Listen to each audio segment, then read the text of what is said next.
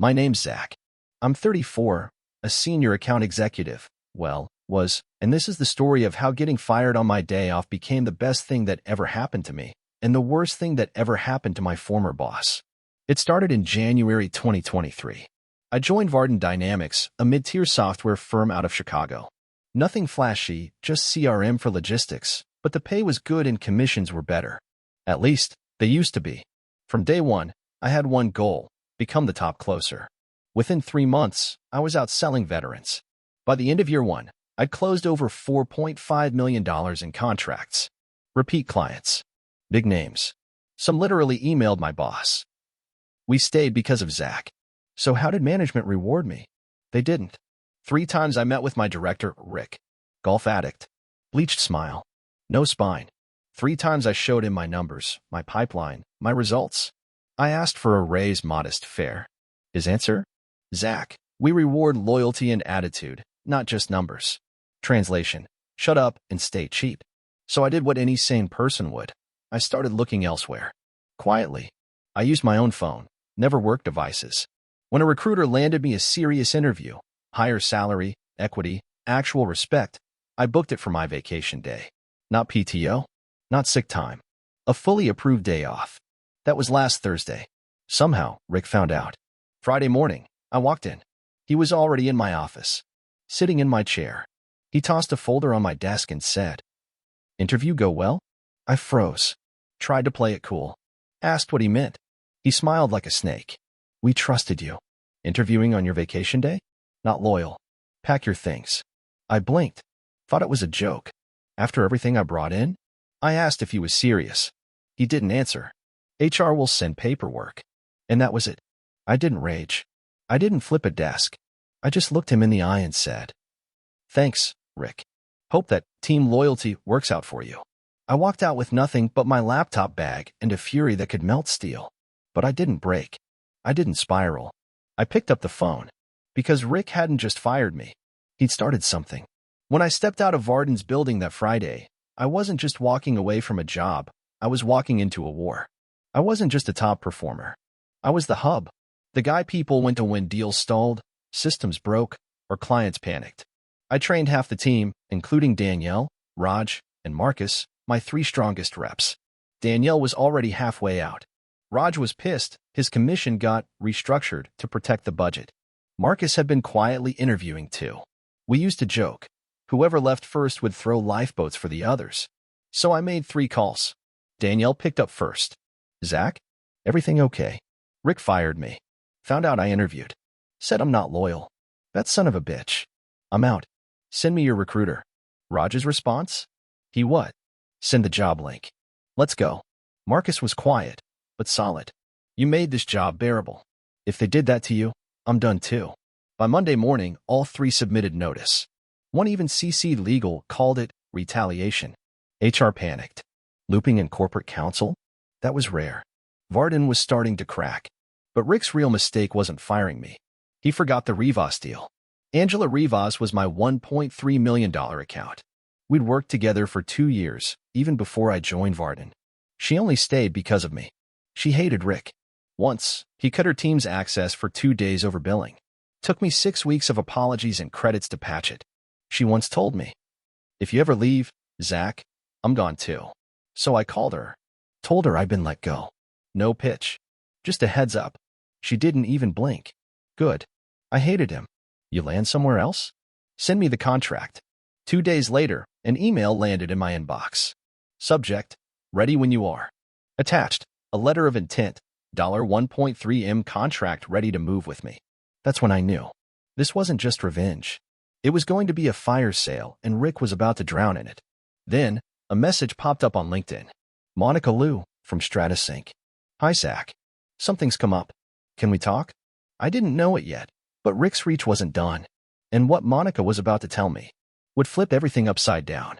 I stared at Monica's message for a full minute, trying to keep my heart rate steady. Something's come up. Never a good sign. Especially not when you just got fired from your last job for interviewing with them. I messaged her back immediately. "Hey, Monica. Of course, give me 5 minutes." She replied with a calendar invite in one line. "This is better explained live." I joined the call early. The second Monica's face popped up on screen, I could tell something was off. Her usual chipper tone? Gone. No coffee mug. No smile. She sighed and leaned forward. Zach, I'm going to be straight with you. Someone from your last company reached out to us over the weekend. My stomach dropped. Rick? She nodded slowly.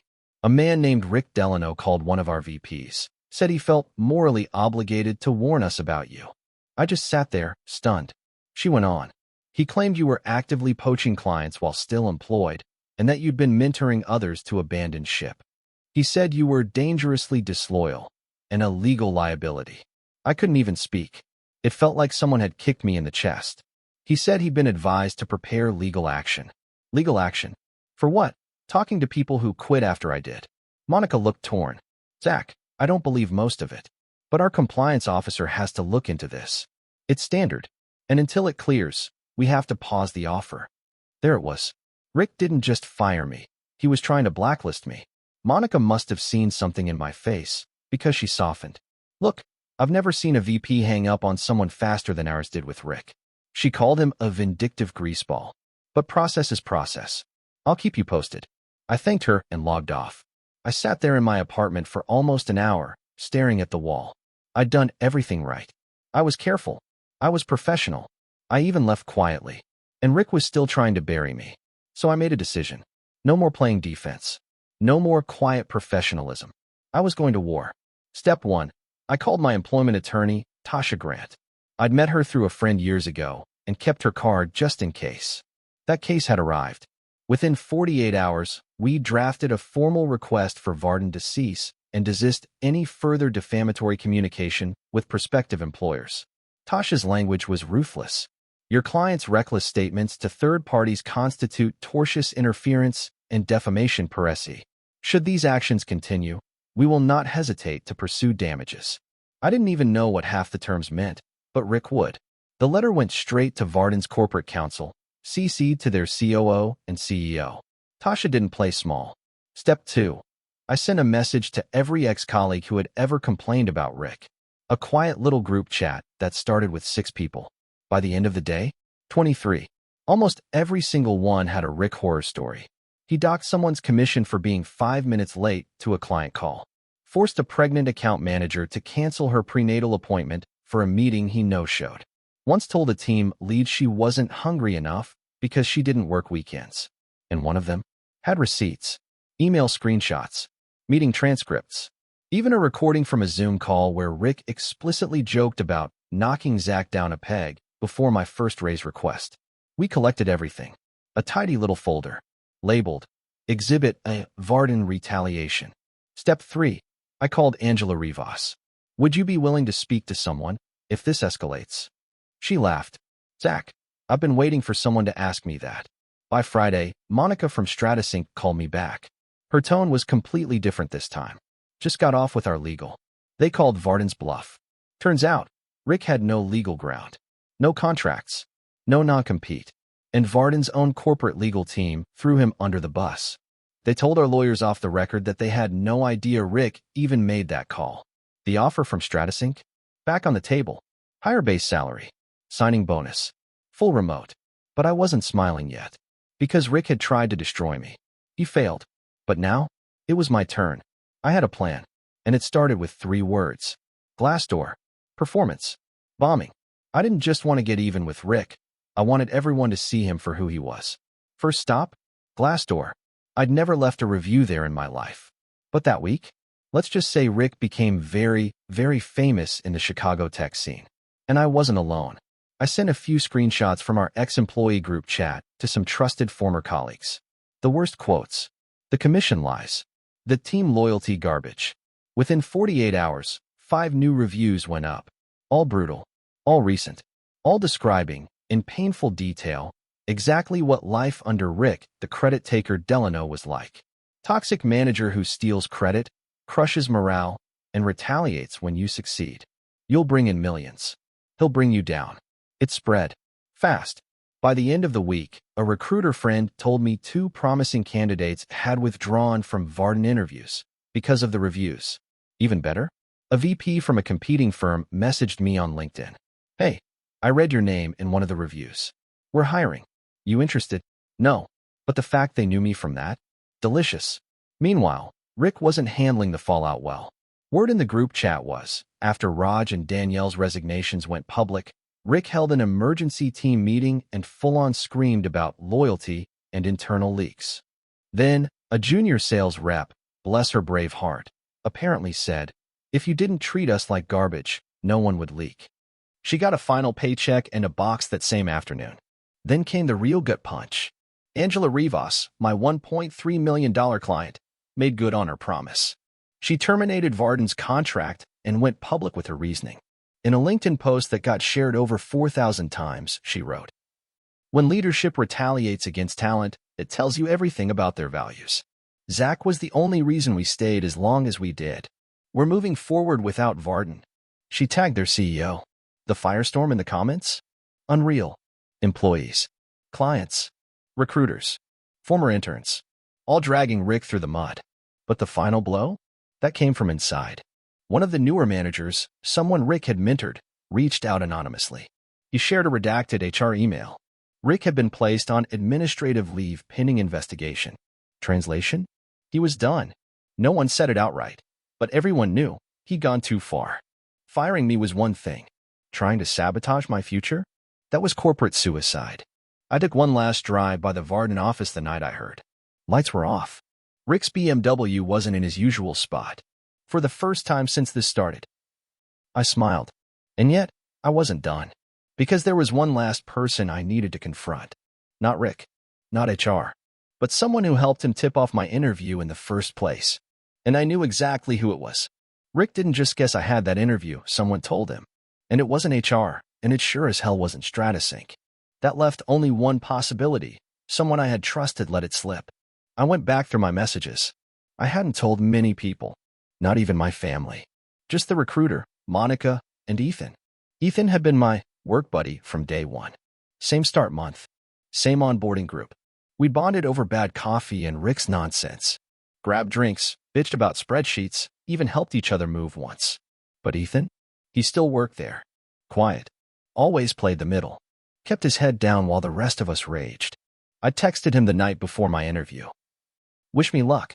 Got a meeting with StrataSync tomorrow." He replied with a thumbs-up emoji and nothing else. Back then, I didn't think much of it. But now, it made sense. So I called him. No small talk. "You told Rick, didn't you?" There was a pause. Then a sigh. "I didn't mean to. He saw your message pop up when I left my Slack open in the conference room." He asked. I panicked. "And instead of covering for me, you sold me out?" I didn't say anything directly. I didn't deny it either. That was all I needed to hear. "We're done, Ethan." He tried to apologize. Blamed the pressure. Blamed Rick. But I didn't care. I hung up. Losing a friend sucks. But betrayal? That's a whole different cut. Still, I wasn't going to let one coward ruin the satisfaction of what came next. Because the StrataSync offer was official now. I signed it that Friday. Higher pay, full remote, equity, a real team culture. But I had one final surprise before I closed this chapter.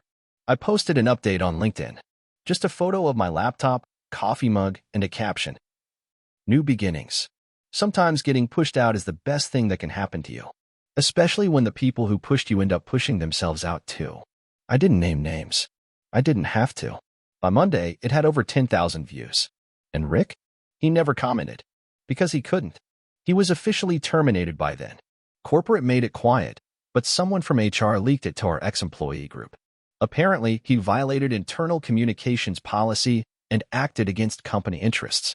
Sound familiar? But karma wasn't finished. A week later, Danielle messaged me. "Guess who just tried to apply at StrataSync?" She sent a screenshot. Rick Delano. Same guy who tried to ruin me, applying for the company I just joined. The best part? Guess who was on the hiring committee? Me. When I saw Rick's name in our applicant queue, I thought it had to be a mistake. But nope. Rick Delano, former director of sales at Varden Dynamics, had officially applied to StrataSync as a senior business development lead. The irony? That role reported directly to the VP who Rick had tried to badmouth me to. The same VP who, by now, had become a bit of a mentor. But it got better. As part of StrataSync's team-first culture, every candidate goes through a panel review, and I, now a newly on-board team lead, had just been added to the rotation for sales interviews, which meant I'd be sitting across from Rick in a room with full power to ask him anything. I brought this to Monica first, just to be transparent. "You okay with this?" she asked. "More than okay," I said. "Let's do it by the book." The interview was set for Thursday. I walked into the conference room early, sat down, took a sip of my coffee. At exactly 10 a.m., he entered. Rick's eyes met mine. He stopped cold. You could see the blood drain from his face. He looked at the others in the room, 2 managers and an HR lead, and then back at me. "Zach," he croaked. "Morning, Rick," I said. "Take a seat. Let's get started." He did. Tense. Sweating already. Couldn't stop fidgeting with his watch. I stayed calm. Professional. Polite. I opened the floor with general questions. Standard stuff. Gave the others space to ask. Then, my turn. I looked him dead in the eye. "Tell me about a time you made a mistake as a leader and what you did to fix it." He blinked. Swallowed. "Well, there was a situation where a high performer left unexpectedly. I didn't handle the transition well." "Why did they leave?" I asked. He hesitated. "Personality conflict. Misaligned expectations. We didn't see eye to eye." "And what would you do differently now?" I said, voice steady.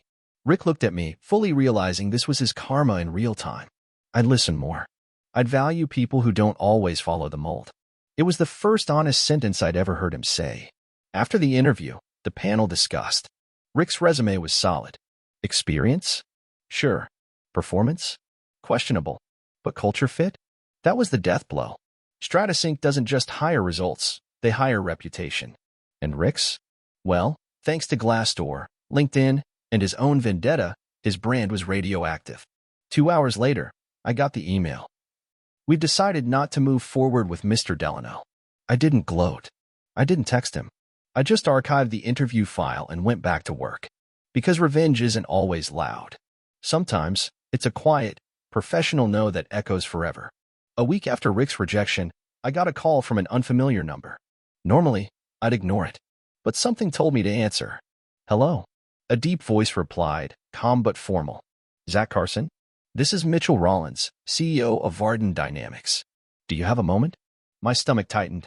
This guy was the top of the food chain, the kind of executive who was just a name in internal newsletters. I'd never met him, never even seen him in the building. "I do. What can I help you with?" He paused for a beat. "I want to start with an apology. That I wasn't expecting. I've recently been made aware of everything that happened between you and Mr. Delano, your termination, the attempted blacklisting, and, well, the fallout since then. Turns out HR had compiled a full report. Not just about my firing, but about the mass exodus that followed, the Glassdoor reviews, and most damning of all, Rick's call to StrataSync. We pride ourselves on leadership integrity, Mr. Carson. What you experienced was the opposite of that." He wasn't wrong. I listened, waiting to hear what he really wanted. "We would like to formally offer you a settlement package. Not just to address the wrongful termination, but to acknowledge the damage Mr. Delano caused to your professional standing." He named a number. A big one. 5 figures. Mid. Taxed. Clean. No strings. "Additionally, we'd like to offer a public correction on your departure, should anyone request employment verification." I was stunned. I'd already moved on. I had my new role. I didn't need their money. But this was something else. This was admission. This was recorded regret. And I wanted it in writing. "I'll have my attorney review," I said. He agreed. Cordially. Then said, "For what it's worth." Rick's employment officially ended last Monday. He'll never hold a leadership role again under our brand. Then he hung up. I sat in silence, phone still in hand. It wasn't about the cash. It was about finally being heard. Being vindicated by the very people who once let Rick run unchecked. I told my attorney to proceed. But there was something else I didn't tell Varden's CEO. Angela Rivas, my $1 million client, was now discussing a strategic partnership with StrataSync. A big one. And guess who was tapped to lead the deal? Yours truly. The ripple effects of Rick's actions were still expanding, but now they were feeding me. A month into my new role at StrataSync, things were finally smooth. Angela's deal was progressing, my team was growing, and for once, I was sleeping without stress. Until an internal memo landed on my desk. Vendor list. Nothing unusual, just compliance reviewing subcontractors for the new partnership rollout. But there it was. Delano Consulting. My stomach dropped. I scanned the details. Registered 2 weeks ago. Same city. No staff. Just a sole proprietor license and a single point of contact, Rick Delano. He wasn't just trying to land a new job. He was trying to build a backdoor into my new company. A side vendor. Quiet. Invisible. Until invoices start rolling. I flagged it instantly. Forwarded it to procurement with a short message. This vendor poses a conflict of interest. Please remove. No explanation needed. But I knew Rick. He wasn't done trying.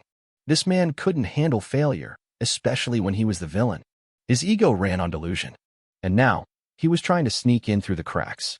Later that night, I got a DM on LinkedIn. Rick. Zach. Let's talk. You got what you wanted. Can we stop now? He actually thought this was about revenge. I didn't reply, because I realized something then. I wasn't at war anymore. I'd already won.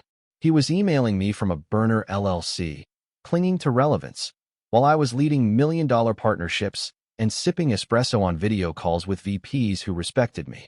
That wasn't just closure. That was victory. Rick's message sat in my inbox for days. Let's talk. You got what you wanted. Can we stop now? No apology. No ownership. Just the wounded pride of a man who lost the game he started. Every part of me wanted to hit post, blast screenshots of his sabotage, the vendor trick, maybe even tag Varden's leadership. Let the public chew him up. But I didn't. Not because I was being kind. Because I didn't need to. Rick's reputation was already scorched earth. Recruiters had blacklisted him. Varden blackballed him. And after his consulting firm got flagged internally, Stratasync's legal team quietly notified their industry partners. Within a week, Delano Consulting was dropped from 4 vendor lists. Word spreads fast when your downfall is self-inflicted. Meanwhile, I had bigger things to focus on. Angela's deal? Closed. Our team? Expanded. And guess who joined our sales force just last week? Raj, former Varden teammate. Fired up, loyal, and already crushing targets. Danielle starts next month. Our old crew was rebuilding, just not at Varden. At my company. One that valued results over politics. Growth over ego. Loyalty over threats. I opened Rick's message one last time.